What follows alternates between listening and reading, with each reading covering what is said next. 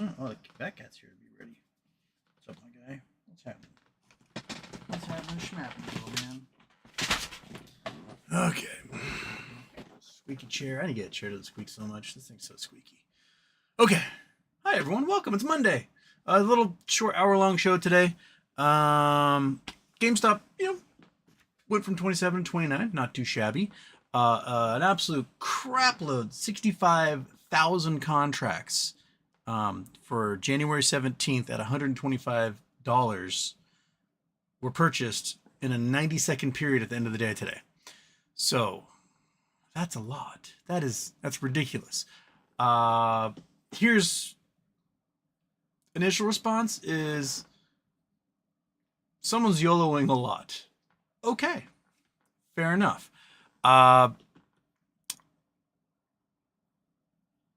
What they might do, what we might see is after this week, we might see large purchases of in the money call options for the 17th or for those of the 24th. And those things might be what really does the price driving and makes the investment of the $3.6 million and $125 calls really worthwhile. Is that you push those suckers in and everything else flies. So, I do think things are going to get spicy for January. The options chain is huge. Absolutely huge. We'll look at it here in a moment. Tesla's also going nuts. Tesla over the weekend went up like $40. It went up another $30 today. Just bonkers, especially since Friday, the SEC let it be known that Elon's facing possible criminal charges by tonight or tomorrow if he does not respond to their inquiry, that he would receive a Wells notice and possible criminal indictment. So what would that do to Tesla stock if all of a sudden Elon's facing charges? No, Trump comes into office in a month. He shuts down the investigation. Because it's corruption, right? He shuts down the investigation. He shuts everything down, and then Elon is free to be a good man again, and the stock will fly once again. Or Trump dangles that over Elon to make Elon behave, because those two egos do not seem to be meshing very well. There was that moment last week at the opening of the unveiling of the renovated Notre Dame, where apparently Trump had some crosswords with Elon left in a huff or whatever, but Elon also just purchased a house right by Mar-a-Lago, so he can be ingratiated with that. Man, who knows what's going on. Also, seriously, with the stupid drone thingy in New Jersey, they're passenger planes. Every single video I've been sent so far has been a passenger plane. Bombardiers, 737s, Cessna Citations, every plane flying overhead has been a passenger jet on approach to a commercial airport. So they're not drones, dude. They're the landing lights, which are big giant headlights in front of the plane. So if off in the distance you see this big giant orb and it's coming towards you, right? And oh my gosh, oh no. And then as it comes overhead, it changes into an airplane with the fact that it has port and starboard lights and tail lights and underbelly lights and everything. That's just how planes work in perspective. And the cat is now kitten. Do not attack. Don't attack the. There, just sit like this forever. Never move. Never do anything. Don't climb on the computer. Don't destroy stuff. Just sit right there. Sit right there. And okay.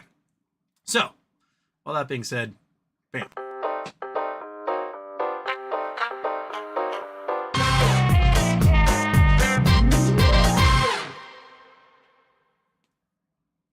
Wait, where'd the intro go? It was right there. Oh, okay, go over there. Go on that thing. Okay. One super chat already from Cameron Mirza. Dog treat, please.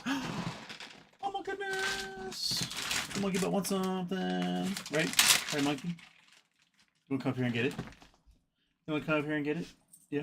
Oh, I'll get that pig ear. Oh, nom nom nom nom nom nom. Happy dogs. So many pig ears. There's I didn't know there's as many figures in existence as what I have in my supply right now. Oh! You might notice here in the corner, look at this little guy. Oh, is that a Houston Wade Funko Pop? Why, yes it is. That's me.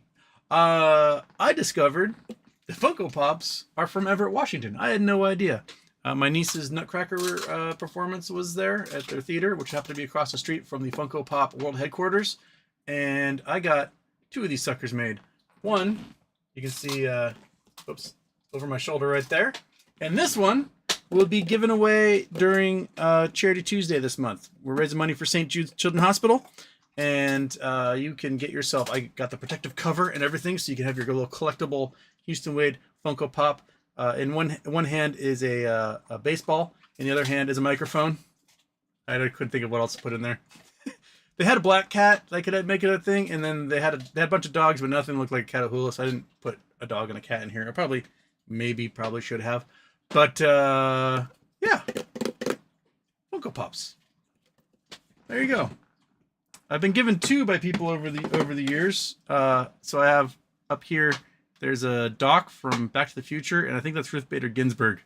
So there's now 3 Funko Pops in my collection, including myself, because, you know, you're so vain. But yeah, Cheer Tuesday. Someone's getting that one. Oh my gosh, creatures. I might give you all the animals too at this point. All right. Zeomagad dude with nub. 1. Kelly Reed 2. Kelly Reed also says Canadian finance minister resigns today. She was supposed to report fall economic data. It must be really bad. Her letter clarifies we are screwed and blames Trudeau government collapsing. Yeah, apparently Trudeau asked her to step down and become in charge of another ministry, and she was like, peace. She also apparently is super anti-Putin and has worked very hard at trying to minimize Russian influence in the Canadian government. And her stepping down is a big victory for Putin at this point. I know Trudeau has been fairly outspoken as to who is getting money from Russia. You know, Jordan Peterson, and he also say that, who else would he say that was in there? There's several of them. Tucker Carlson. So it's kind of phenomenal that Trudeau would let someone like that go.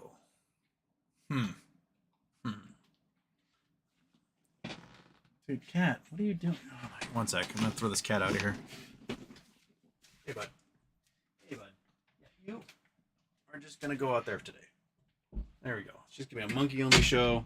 I cannot take you destroying stuff for 2 hours while I try to talk. Actually, only 1 hour today. It's a short show. Okay. Corporate Walnut, dude, I've been harassing you about aliens. Time to eat humble pie. A Boeing 737 on approach to Newark is not a space alien. It's a Boeing 737 on approach to Newark. People don't know how to look up. They really don't. They may when they're a kid, like at camping, looked at the night sky and went, ah. But they didn't really have a horizon. They had like trees in the way. So they saw this little window and they may have seen a satellite go overhead or a shooting star. But most people are not well versed in looking up. So the sky is full of these things called thermals. And thermals are, there's rising air, descending air, there's jet streams and wind patterns, and depending on the density of the air, you get a different refractive index. And so as light passes through these varying refractive indexes, especially low on the horizon where you have the most air that you're looking through, most atmosphere you're looking through versus straight up and down, right? Because you're looking straight up and down, you're looking up like 50 miles and then there's no more atmosphere. But you're looking out on the horizon, you can be looking at over hundreds or even thousands of miles, depending on, you know, your elevation. And so there's a lot of thermal activity as air passes through. So, you know, if you drive on a hot day, you get those little mirages that looks like mud puddles on a dry desert road or something. You're like, why is that shiny reflective? That's refraction. That refraction happens over those great distances through the atmosphere. So if you see the landing lights on a jet that's coming straight towards you, you'll see them twinkle. And they'll twinkle and they'll make an orb pattern. all that is you've got winds coming up, winds going down, winds going sideways, and it's refracting that light all sorts of different directions depending upon which way that wind is blowing. And because it's going through different air densities. And so you're like, oh, look at that thing on the horizon. This is not new. This has been happening to people for a very long time. The planet Venus gets called in as an alien aircraft whenever it appears, because it is brighter than anything else in the sky except for the moon and the sun. So people see it on the horizon and like, what is that? I don't expect that to be there. And they call in UFO reports on it all the time. There's a famous story about oh my god, why's my brain? The Manhattan Project. They're out in New Mexico. The aircraft guns start firing off, and the sirens are going, and everyone thinks there's an air raid. And Richard Feynman comes out and he's like, "Hey guys, why are you trying to shoot down Venus? Right? These happens all the time. So if you happen to be in the flight path and you get those lights straight at you in the sky, it's going to look really weird. It'll look like an orb or something because the light's refracting as it comes through, right? And then as it comes overhead, you gain the perspective. You start to see the underbelly of the plane, and you'll see the port and the starboard lights, and you'll see, the tail lights, and it looks like a plane. So people are like, it's turning into a plane. No, it's been a plane the entire time.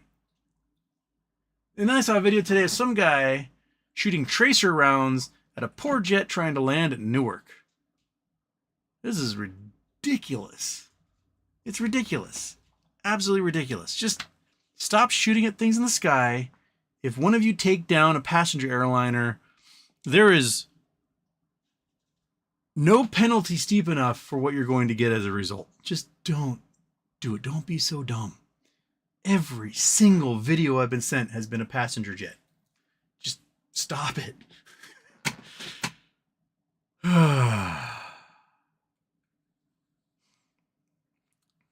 Stop it. Okay. Ludicrous speed. Reverse repo, lowest it's been in 3.5 years. Yeah, the reverse repo is like back down to 2020 levels. Banks have lost major banks have lost $663 billion of deposits. And there's no money left. None. Their money is gone. Absolutely gone. The stuff they took your deposits and they bought with that money, commercial real estate, things like that, that's done. New housing starts are collapsing. Homes are on the market. Like we're getting to like record times. Homes are remaining on the market, especially in hinterland communities. So you have like boom towns, like Dallas was booming and stuff. Austin was booming. And so you get a little bit further out into the suburbs where people are like, well, I can't afford to live in town. I guess I'll live in the suburbs, right? Well, huge investments went into building communities out in those hinterlands, and rents are collapsing. Home sales are non-existent, and construction is stopping a lot of those places because the credit lines of credit these people were drawing on have vaporized as banks dry up. So that itself is a canary in the coal mine for the real estate market. They keep cutting rates, and yet interest rates on a mortgage are still over 7%. And rejections for credit card loans, auto loans, and home loans are at all-time highs right now. Meaning people are desperate. They're applying for these credit lines of credit, and their banks are like, no. For two reasons. One, the people can't be trusted because they're applying basically for these loans because it's their last resort. And two, the banks don't have the money to give you. They do not have the money to spread out and offer you. It's gone, as witnessed by the fact that reverse repo is it's down to like $100 billion or something, down from 2.4 trillion, and they've lost $663 billion in deposits. They don't have the money anymore. It's not there. Platinum. I don't know how it works, but could the $125 call on GME be part of a married put, a way to anchor down the GME price? It might be. But the put action, let's see what the put action is doing. Let's look at, okay. So I got a stiff neck today. This is the 20th. We don't care about the 20th. Let's look at the 17th. Okay. Call action. No, no, no, no, no, no, no, no, no. First big bump are these suckers, which were probably purchased all back in June. And everyone's up on those. They probably bought those for like 500, and now they're worth 900. And then next big bump is at $25. And then one after that is 30. We're almost to the 30s. We're 60 cents away, and that's a huge chunk right there. Okay. You know, the big round numbers, 40s, the 50s, 60s, then we get to the hundreds, and then boom, 64,000 contracts were traded today. And there's, at the start of the day, 75,000 contracts in open interest. That's a lot. This sucker might be 6 figures tomorrow. Okay, let's look at the puts. There's a few, you know, you got 7,000 contracts. People think it's going to go down to $3. That's never going to happen. Big numbers at $10, big numbers at $15, and then nothing really that big at any other price. And I'm not seeing anything in the volume wise.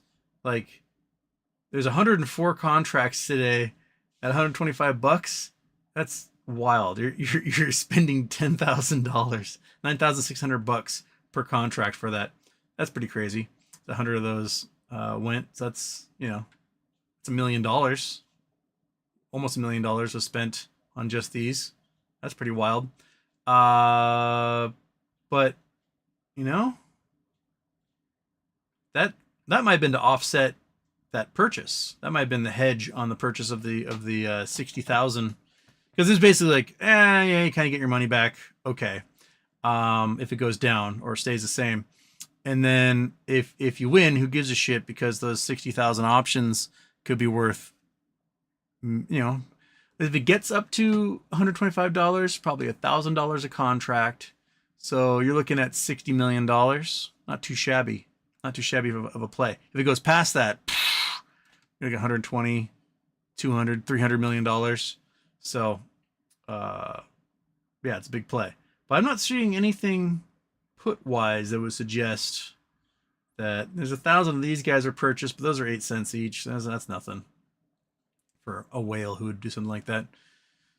But maybe there's something further out. I'm just not seeing it. April was the other big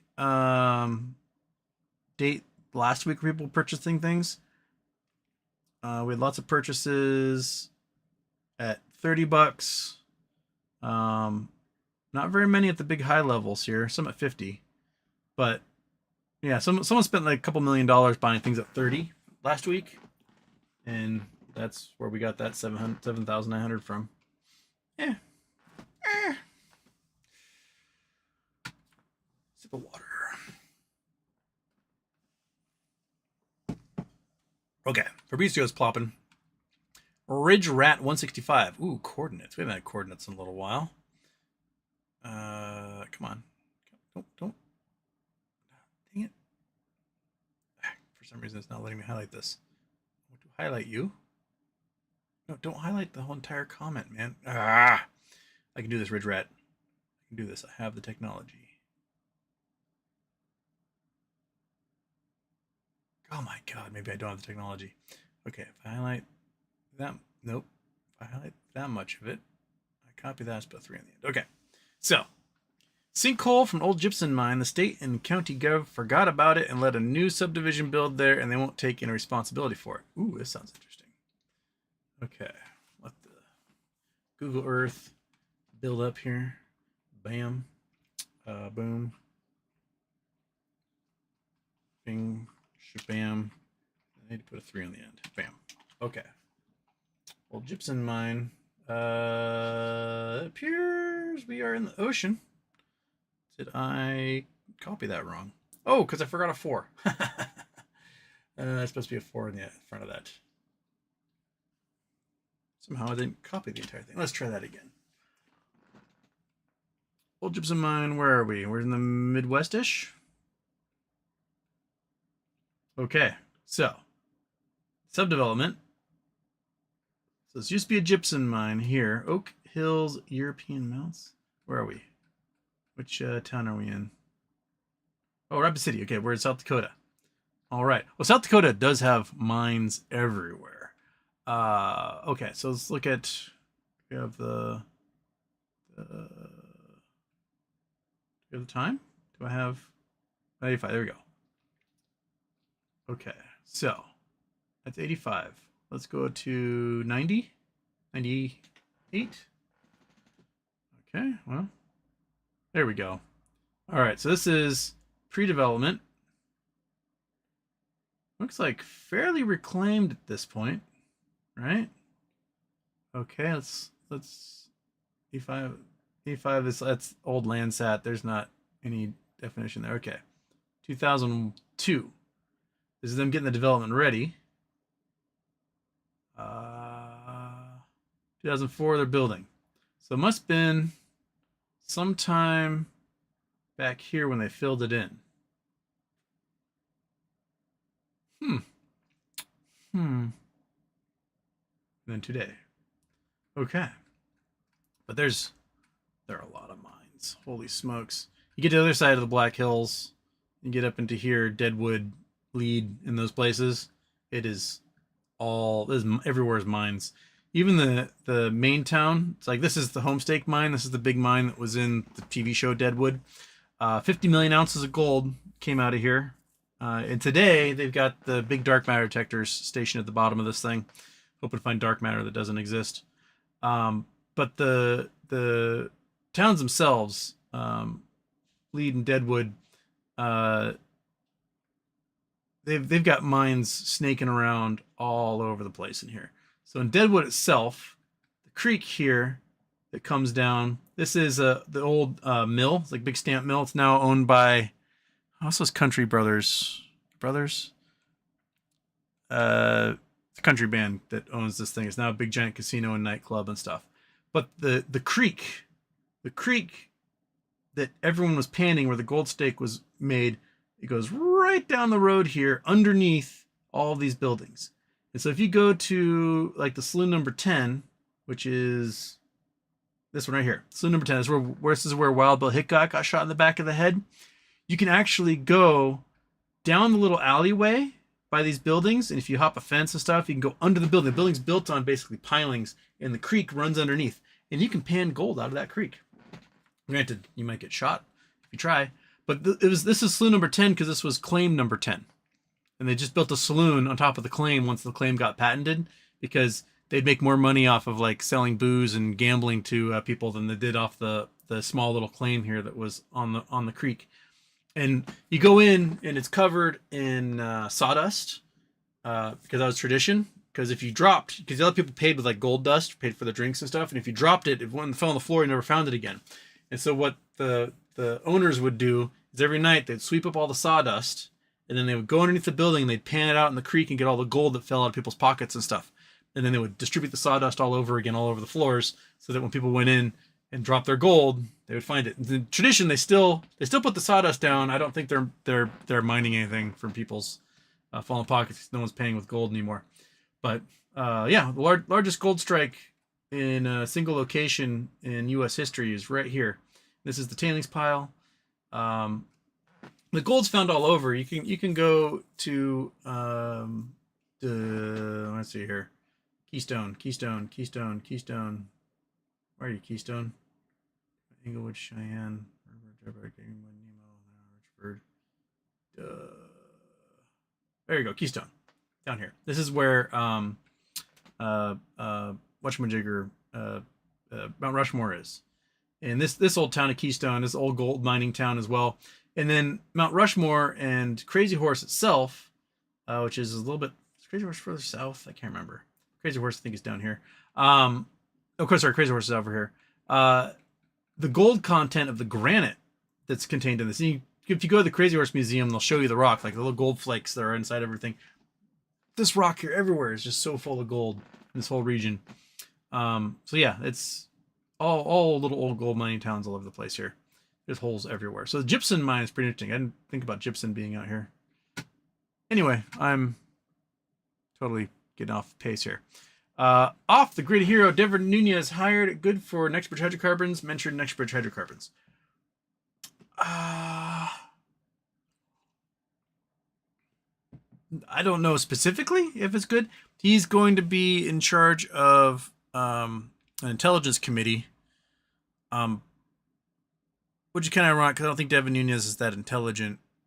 Remember, he tried to sue a fake cow, a parody account that pretended to be his cow, and he sued them because I don't actually know why he sued them. If he thought an actual cow existed, but he never actually found out if there was a person behind the account, or if it was actually a cow. I'm not putting much faith into anyone Trump is appointing to positions to do much of anything about any short selling on the markets, any corruption in the markets. Trump has made his fortune off of fraud and corruption, and so I see him basically being like, fraud and corruption, baby, let's get to it. And he knows that no one's going to mess with his DJT stock anymore because he's in charge. So they're done messing with DJT. They're just not going to do that. But everyone else is going to be fair game after this, and it's going to be like Wild West time. So I don't know if he emailed about next butcher hydrocarbon, or if he just did Trump stock. There's a couple of the far right people that folks sort of got on board for a moment. I think Mike Flynn was one of them, and Laura Loomer was another one. I mean, Mike Flynn is a straight up Russian agent, and Laura Loomer is wackadoodle. So I'm not sure how much credo that's going to give us. What do you think? Think it's going to give us anything, Monkey? No, just side eye. That's all we're going to get out of you. But I'm just not too optimistic about anybody cracking down that's in the incoming administration. They've all made their fortune. I mean, we've got billionaire after billionaire after billionaire after billionaire after billionaire being nominated positions in this government. And those people did not make their money by like playing fair. They didn't. They made their money by basically conquering other human beings and businesses and being ruthless and bloodthirsty. And the only reason they take positions in this government is to continue that act. So, Javier Martinez, I'm still Spartacus. Good. Chris T and Fred Jones are fighting over 8th. Robert Manson, in the past year, what % of the time has GME closed up or down of 20 to 40 cents of max pain? I should have been, but haven't paid attention. And what have been the low, moderate to high volatility percentage? Oh, I don't know the specifics of that. Let's see here. Let's minimize you. Not minimize you. Go back to the scene. Turn that off. Oops, I turned the wrong one off. I want to turn you off. There we go. So this is April. You can see the implied volatility at around at the money. It's like 100%. So that's fairly stable. If we were to go to this week, again, right around 100%, it's hovering there, a little bit lower, a little bit higher. When this thing's going nuts, like June, this was like 600, 700%. And that's when we had high likelihoods of finishing way outside of max pain. And so that's why the implied volatility was through the roof on this. And then we'd have implied volatilities week of, these things were like over 1,000%. Just absolutely nuts at the high and the lows of the chain. They'd be over 1,000%. So, when this stuff gets above 300, that's when the week is about to get wild. And that's what, you expect 250 to 300 probably in an average earnings week, like last week. And where, at the money would probably be sitting around $200, maybe 250, $300, somewhere around there. And these are at 166 right now. But during that June 7th week, these things were like $600. $700 at the money. So the implied volatility was through the roof. And that doesn't happen very often that you get that high of an implied volatility and the potentiality for closing way above max pain. So we've only gotten there really twice this year, that week in May and that week in June. We got a little bit of oomph in November, but I'd be looking at, as we close into that January 17th, I'd watch these numbers start to go up a lot. I'm not sure what max pain for July 17th, or it's not July, January 17th is at the moment. Let's see. GME max pain. So it gives a list. So max pain right now is $20 for January 17th. So we are almost $10 above that right now. Whereas if the January 17th were to close today, if everyone who owned January 17th call options were to exercise today, it would make everything go nuts. The following week, this week, is the one that I think, if we close high on this week, buying weeklies for January 24th, this is when everything would go nucking futz. This is the equivalent week of that January 27th, 28th, 2021. The leaps finished. The next week, the stock price went to $480 intraday. They turned off the buy button. Everything went bonkers because they pushed they pushed the entire options chain in the money. Remember, when these leaps were created, 2 years in advance, 2.5 years in advance, I can't remember how, 3 years maybe, the stock price was $2, right? And then it closed above 45, putting the entire options chain in the money, putting tens of millions of shares that don't exist in the money, having to go out and get purchased. And so the gamma ramping and the gamma squeeze that happened that week was nuts. As we saw, hundreds of millions of shares a day trade, even though there was only like 68 million shares in the total shares outstanding at the time. So if we do that again, if we manage to push huge numbers of these suckers, look at this, 265, that's 26 million shares right there currently sitting. But by the time we approach that week, I bet this number doubles or triples. And we're sitting at 75 million potential shares, 100 million potential shares happening that week of. Then if we push a big load of that in the money, stock price closes at $60, $50, something like that, and we push 50 million of those suckers on the money, then the gamma that will happen on this week of the 24th will be bonkers. Absolutely bonkers. So if we're shaping up, if that 4-year leap theory works out, this is the week where I think, our souls leave bodies. But yeah, max pain's only $20 right here. There's a lot of work they got to do to try and push that thing down. Because currently, if we close at $26, okay, we're right around max pain for the next month, right? That still leaves us, they still have to push it down $7. But people are going to be buying so very many of these things at the money, in the money, weeklies, that there's no hope in the world they're going to get that thing down to $20. So they're going to have to start just buying calls themselves, and it could go very sideways in a hurry. So that's what I'm looking for.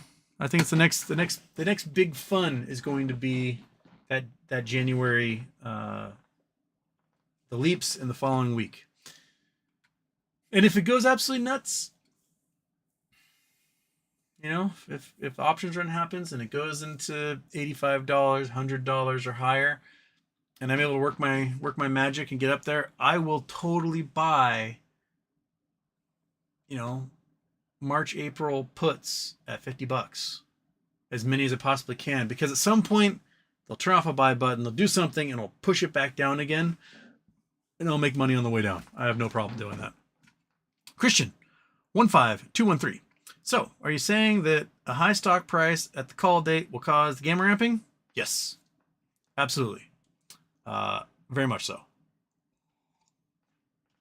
As it is right now, you know, they got to think about gamma ramping coming up for those January 17th. In 1 month, they're going to meet Jesus. There's no way they could push that thing down $7. Not a chance in hell. So they're going to have to go out and have to do a lot of buying to make up for it already, to keep it at a max paying close to what the current price is. So things are gonna be crazy that week, I think. Where are we? Get that one. Kelly Reed, looking at data prior to 2007-2008 crash, the 10-year minus 3-month yield curve was inverted for not quite a year from July 2006 to May 2007, and re-inverting again for about a month, July and August. The recession officially began the following November or December. The same yield curve just spent over 2 years in inverted state. We're not in recession territory yet by book definition, but who knows what will happen, but big bang incoming. Yeah. Banks have no money. Commercial real estate is valueless. Residential real estate is collapsing, especially multifamily units, apartment buildings, big condo projects. And then you have individual problems in specific markets like Florida. Hurricanes hitting like crazy. People want out. No one can get insurance. No one can afford their homes. People can't sell. You've got that condo building that collapsed a couple of years ago, killing everyone in the middle of the night. And that involved inspections of all these different condos that are built around the same era, getting these huge special assessments to do reinforcement on the buildings, and no one can afford it. The reinforcement is expensive. It's cheaper probably just to tear the buildings down and start new again. And then you have a whole bunch of modern construction buildings up and down the barrier islands and like Miami Beach, where all the buildings have sunk into the ground 3 inches or more. Very, very, like, we're talking buildings that have $100 million penthouses have sunk into the ground 3 inches or more. So you might be having like an apocalyptic real estate crisis happening in a location like South Florida right now, outside of all the problems with interest rates and bank issues and whatnot. So there's kind of that perfect storm brewing for a lot of that. And then, then you got places like Texas also having the same issues. During COVID, everyone's like, fuck California, I'm moving to Texas. They all moved to Texas. They went, this sucks. And now they're all moving back to California. So they bought in 2022 at the absolute highs in the market. They lasted 2 years and they're like, this blows. And they're putting everything on the market and trying to move back to California. And so, weird things are happening for sure. Here in Seattle, Martin Seelig, who is the real estate guy. He owns 10% of all the commercial buildings in Seattle, and he's underwater. I think the last article I saw is underwater at least $600 million currently, trying to find ways to renegotiate, and he just can't. If we were to bring up Google Earth again here, leave South Dakota, and we're going to head back up to the northwest here. So Martin Seelig, he is a cajillionaire. He's worth billions and billions and billions. He really did well in the tech booms, selling office space and everything. There's a couple of buildings. This one here, my family's always called the Darth Vader building. This is owned by Seelig. Rover.com is based in here. There's a couple other huge companies that have their headquarters in this thing. And this building had a bond for, I think it was $263 million in 2019. And he went to the bank. He's like, hey, 5 years are up. I owe my principal. Let's do another bond. And we'll just, keep going. And the bank's like, this building's only worth $63 million. So he's lost $200 million on this building alone. Right here. And Martin's like, but I don't have $200 billion to give you. I need a bond. And they're like, well, the building's not worth it. So we're not going to give you a bond. He's like, but if I can't pay my bond, then you're stuck with this building that's not worth anything. And the bank's like, shit. So they've got buildings all over the place like this in Seattle that just do not have, they don't have enough people inside of it. They don't have enough people using the office space. It's not making enough. What it was like during my childhood. Okay. Don't put these buildings up. Okay, so Weston was there. There's Denny Triangle buildings, a couple of them that were in here.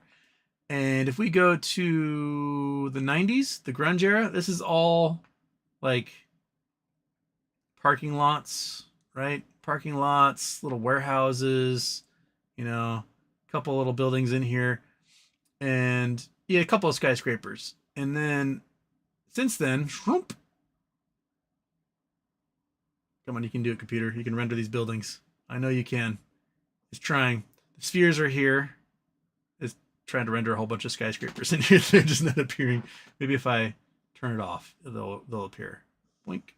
There we go. There they are. So all these huge towers have appeared since then, and they're empty. Some of these are residential towers holding Amazon people that work from home, even though their office is right there. And Amazon's trying to get them back in their offices because Amazon is paying giant leases for all these towers that got built. It's just not happening. Pacific Place here was like the premier mall. It opened in the late 90s. It's empty. Tiffany's used to be here and all sorts of rich stuff. No one's in there anymore. Westlake Center was also like the other big mall, and there's not much going on in there. And Martin Selig owns a whole bunch of this stuff. So 1 in 10 of these office towers in this major city, look at these office towers, 1 in 10 of them are owned by Martin Selig, and they're worthless. So I don't know what he's going to do. Honestly, don't know what he's going to do. These buildings, you have some offices, people are in the office. If they're a tech company, probably not. If they're legal offices, probably, yeah, they're going in so they can meet clients and whatnot because you want to be able to wow them with your views. But this used to be the Washington Mutual Tower. This used to be all bank in this thing. The bank was so big. They had this tower. They had, where's the deodorant building? Deodorant building is, where are you? You're right by here. It's been around hall. That is deodorant building. This is also Washington Mutual because it looks like roll-on deodorant, so we call it the deodorant building. This was all Washington Mutual. Washington Mutual ceases to be, so they, rented out to law offices and computer companies and stuff like that. The city of Seattle owns this guy. We call this the penis building because it looks like a big old schlong. So you got city offices in here, but then half the building isn't city offices, and that's mostly empty. You have the Columbia Tower, which is the tallest building in Seattle at 954 feet or so, and a lot of it is empty. But at least you have like the observation deck and the Columbia Club and stuff up here, so people still go there. But it's just most of these buildings are just half empty at this point. And some of them they built. This sucker's brand new, and no one's in there. And so Martin's going to be hurting. And the thing is that this is like every city in America right now. 20% vacancy, at least 20% haven't paid their rent in a year. So you're not making money off 40% of all your buildings in any of these major downtowns. And I don't know what the solution is going to be, especially since working from home is so preferable for a lot of these white collar workers. So you have to figure out ways to get people into these city centers again so that they're going to restaurants, they're shopping, they're doing those things. Because if they have no reason to be in the financial district in downtown Seattle, then they won't come here. You might have a couple. You have the Sheraton Hotel. You have, the Westin over here. Yeah, you get some people stay in those hotels. They might be going to restaurants. But the average daily people, they're going to be going to businesses around where they live, where these little apartment towers are along the waterfront. They'll go to those businesses. If they live in these towers here, they go some over here. But if you are a restaurant inside this main financial district, you're hurting, man. You're absolutely hurting. There's just nobody around. There's nobody around. So, I don't know. Luger Speed. I feel that Carl Icahn will have to do something soon to increase the IEP price. If he's involved with BBBY, it could speed things up. I agree. BBBY needs to get done. The plan man did submit to get reimbursed from JP Morgan for those buybacks by over $300 million today.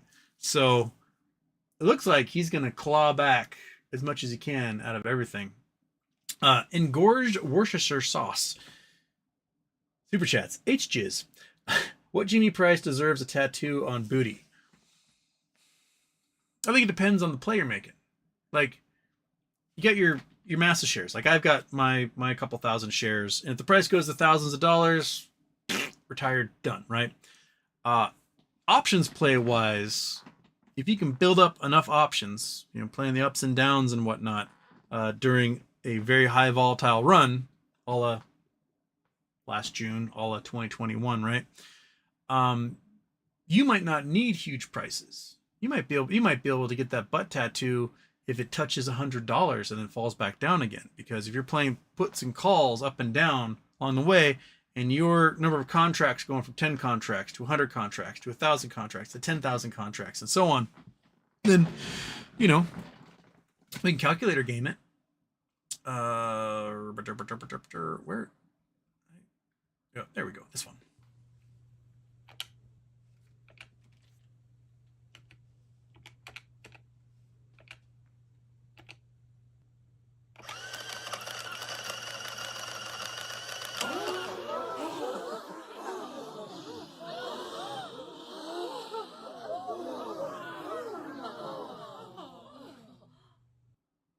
Okay, let's say that, dang it, Earth, I need you to go away.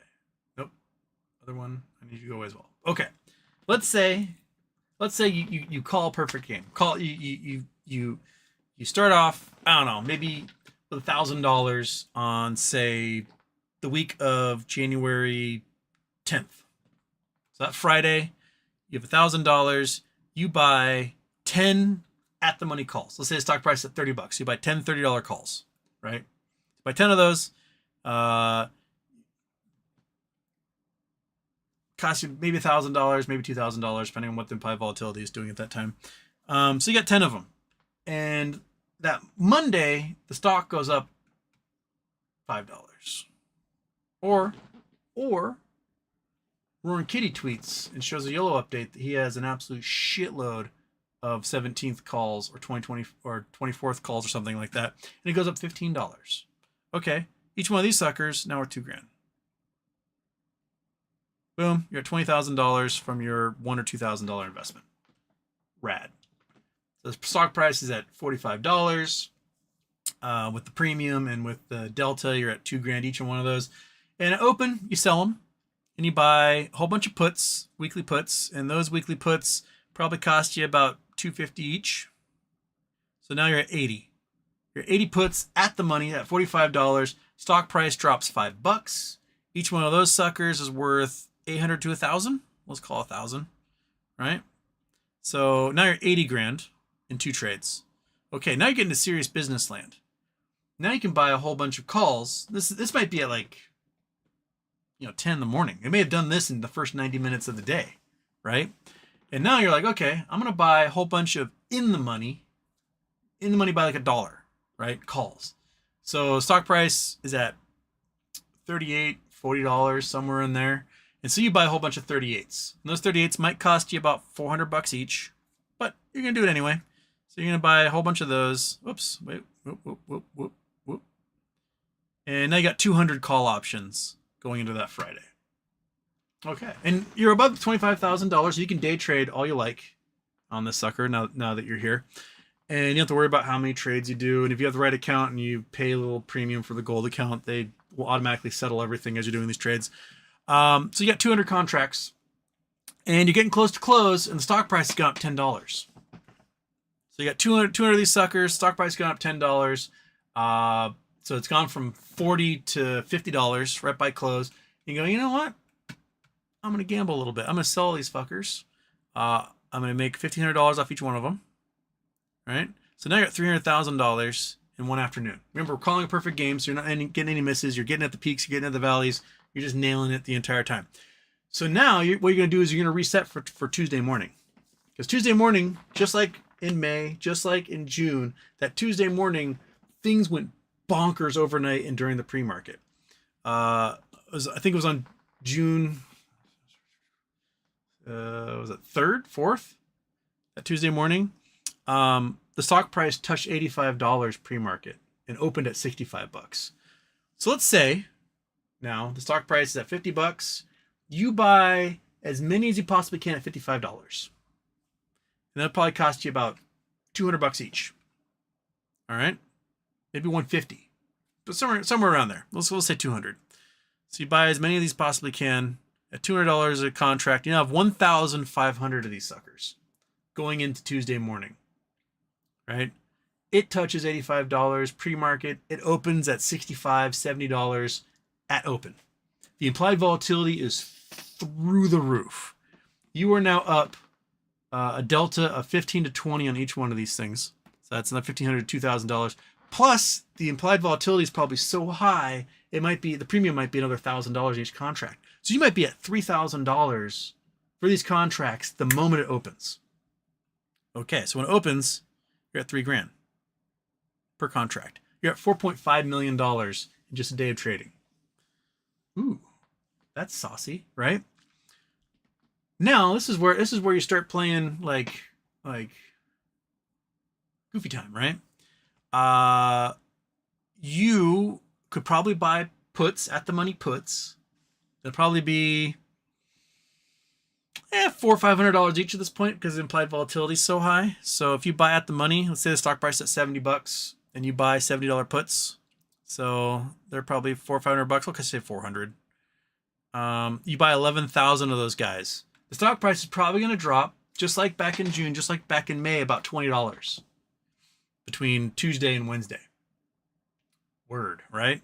So that's another $2,000, $2,500 per contract. Stock price is back down to $50. You are at $28 million. Okay, you peel off some of that, and throw it to the side. You know, maybe throw $4 million off to the side. You're going to gamble the rest, so we'll take $4 million off of there. Because, you know, you got to claim some of your wins here, right? So you're at $24 million that you're playing with. Okay. Now, if you want to be a whale who really fucks with these dudes, you're going to buy in the money. Not just in the money, but probably in the money at several dollars. Because now you're a whale. You have $24 million to play with. And on weeklies, you can really, really, really screw up the day. Because Max Payne might be at like $30 at this point, 25. You know, who knows where they're going to be getting there by the time we get to June 17th. And so you can buy in the money pretty far. Let's say you buy contracts that are, I don't know, $5, $10 in the money. So you're paying over $1,000 probably for each of them, but around $1,000. So let's say you're gonna get them for $1,000. Okay. So now you have 24,000 contracts that are $5 to $10 in the money for that Friday. That's 2.4 million shares that all of a sudden all of those options writers have to go out and buy, and they might only have 2 days to do it. So you just increased the volume by a lot. Probably that involves another 20 to 80 million shares having to get purchased in those next couple of days, causing volume spikes like crazy. And then you get into Friday, you know, if it ends up like June 6th, before they did the stupid dilution, where the stock price went from, I think it was $44, it went above 65 before they diluted, right? And it's probably going to open at 80. So let's say you bought a whole bunch at $45, right? That Thursday night, the 16th of January, the sucker is at $65 or higher, probably closing in on 80, right? Each one of these contracts could be worth upwards of $4,000 or more each Friday morning at open. Boom. You're at almost $100 million right there with your $4 million of, like, if I make a big oops. And at this point, you're so far above, you can start doing exercise to close if you want to. Meaning you can do cashless exercise. You can call your broker and be like, hey, I'd like to cashless exercise half of these contracts. And you'd get, you know, it's a 12,000 contract, 24,000 contracts, 12,000 contracts. That's 1.2 million shares. It gets you about 600,000 shares. And you can keep the rest of the contracts. So as you're exercising, the stock price may start increasing. Or you can be a massive dick and you can sell all this, sell every single one of these suckers and buy puts and watch the price just come crashing down $20, $30. And you can turn this into, I don't know, you can probably buy the puts at day of at $100 each at the money. So you have 900,000 puts, right? Sucker drops $2, $3. Or sorry, $20, $30. Did it say $20? You could have 1.9 billion at the end of the day if you're to be absolute colossal mean jerk ass like that. And then you can just right before close buy a whole bunch more call options. You can be such a monster with throwing on your weight like this. So yeah, there's some real jerk things you can do with all these. So by all means, man, hit it up. Yeah. So, Engorge, did that help you? This is definitely calling a perfect game, predicting exactly how it's going to go. We don't actually know how it's going to go. What's going to happen is you will miss. You're going to sell, and you'll be like, all right, I can buy my puts, and the stock price will go up another $5, and you'll be like, shit, and then it will go down, and you'll be like, okay, I'm still getting here, but that's the potentiality of nailing this pretty close. If it ends up being like May or June without the dilution, because remember they said they weren't expecting to dilute anymore till the end of the fiscal year, which is January 31st. You can still do a lot of damage and have a lot in your coffers, and maybe get to that $96 million. Let's go back to this guy. Get this $96 million. And you're like, okay, stock price is at $80 or more. Maybe you buy for February 15th or something. I'm not sure what the February 17th, whatever the middle February monthlies are. You buy a whole bunch of $50 puts. And they, at this point, you're $30 above. They probably cost, I don't know, 40 cents each. So you take half of this sucker. Divide that by 2. Take half of that. This $48 million, you buy as many of those $50 puts as you can for February. So they probably cost $50, maybe 40, maybe less. Why keeps double clicking that? There you go. So you get your 965,000 of those suckers if you want. Going into February. And if the stock price does what it did in January 2021, where you get the intraday high of 480, well, in this case it'd be about 120, right? And then they turn off the buy button and everything collapses back down to $40, or in this case, because of the split end, that'd be about $10. Even if it goes to like 25, right? You still can do 2,500 off of every single one of those suckers and be at $2 billion by February if the stock price collapses. And then you can still hedge your bets and buy a whole bunch of call options going into the 24th and just fly. So this is, again, it's not financial advice. It is totally hypothetical, calling a perfect game. You happen to get it always on the highs and the lows, and it's mathematically impossible to call a perfect game. But, there's a potentiality there to do some crazy things when the volatility comes. And this is what I should have been doing in 2021. And I was buying like a call option here and a call option there and be like, oh, I won. And then, not playing the other side of it when they would crash right back down again. There was a day in March 2021 where the stock price hit $349 a share. Right? So if you had, let's say, the stock price was in February, the stock price was at $38.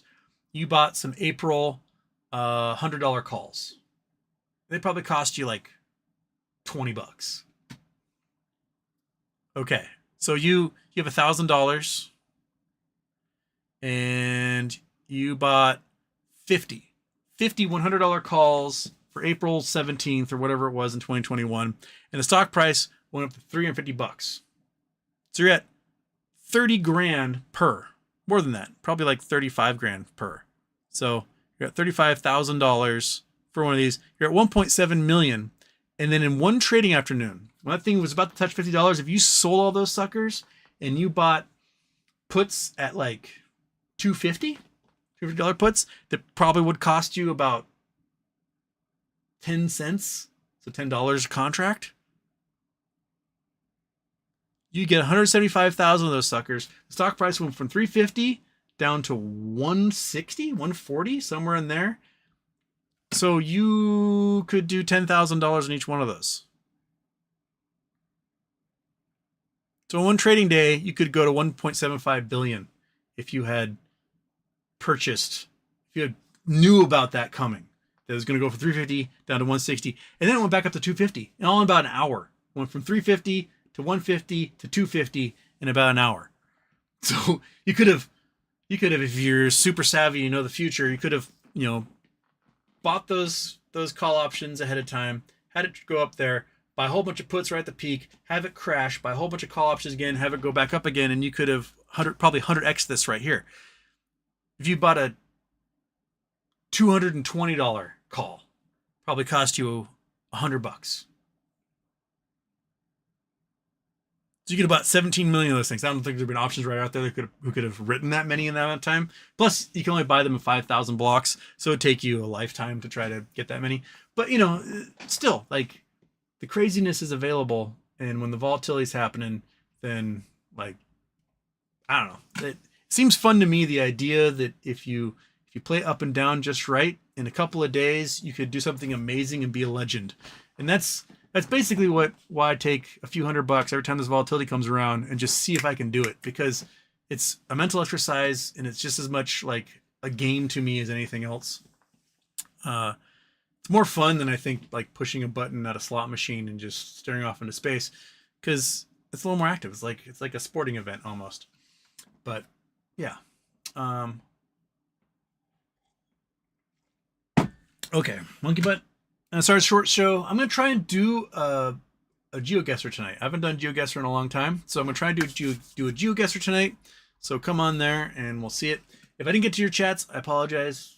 If things go wild tomorrow, I'll do a show tomorrow. If not, I'll see you Wednesday. And but I'm gonna try to do a GeoGuessr. So head over to Twitch and be ready for it. And we'll look at some maps because that's fun, right? Monkey butt. Anything to add? It's dark outside, so let's do some darkness.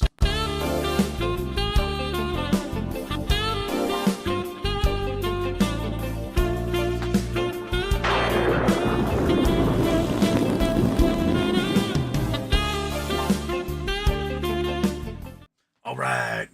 Later, skaters.